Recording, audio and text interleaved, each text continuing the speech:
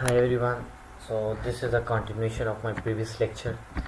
So I will talk about the physiology of gallbladder. Actually, the what's the function of gallbladder? It acts as a storage purpose of the bile, and between the meal, what happen when the between the meal the sphincter of ODI is closed. So bile produced by the hepatocyte enter the gallbladder. What happen that the when between the meal, for example, if you are not taking any meal, so their sphincter will be closed, and what amount of bile is produced is stored in the gallbladder.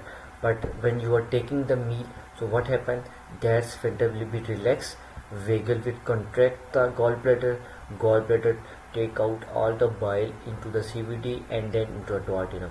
So this is what the basic physiology of what your gallbladder. So when food enters the duodenum, the gallbladder will contract and sphincter or ODI relax. So this is the main physiology. Now talk about the incidence and prevalence.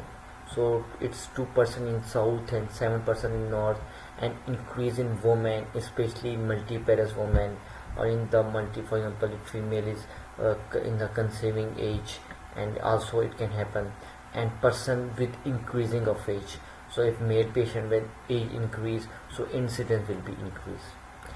This is a risk factor like women, multiparity, birth control pills, pregnancy, and a positive family history.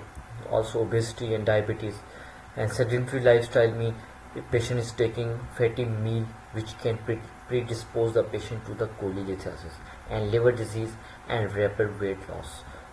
And this is about a common mnemonic which I also mostly probably use.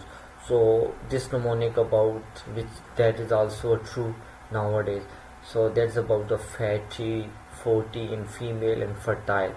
So fertile means patient is in the conceiving age. So patient is more predisposed to the cholelithiasis in the female, because nowadays it's found that in the female cholelithiasis is very much common. Now talk about the types of gallstone. Actually, there are three types of gallstone: cholesterol stone, pigment stone, and mixed stone. So I will briefly talk about the cholesterol stone and other stone. So actually, what is a cholesterol stone? Cholesterol stone is mainly of cholesterol, and it's also composed of multiple layers of cholesterol and mucoglycoprotein. And there's also other cholesterol stone that contain bile, pigment, and calcium, but most commonly more than 50% cholesterol stone composed of cholesterol and mucoglycoprotein. And what happens if there is excessive cholesterol or insufficient bile acids are secreted? When bile are not produced as a normal, then what happens, excessive cholesterol will be formed, so bile becomes supersaturated with cholesterol, and they precipitate as a cholesterol crystal, and they present as a stone. So incidence increase with age, and also prevalence in women, and stone are usually are smooth and whitish yellow. So this is about the cholesterol stone. Now talk about the pigment stone. In the pigment stone, this is it most probably form when unconjugated bilirubin will be raised.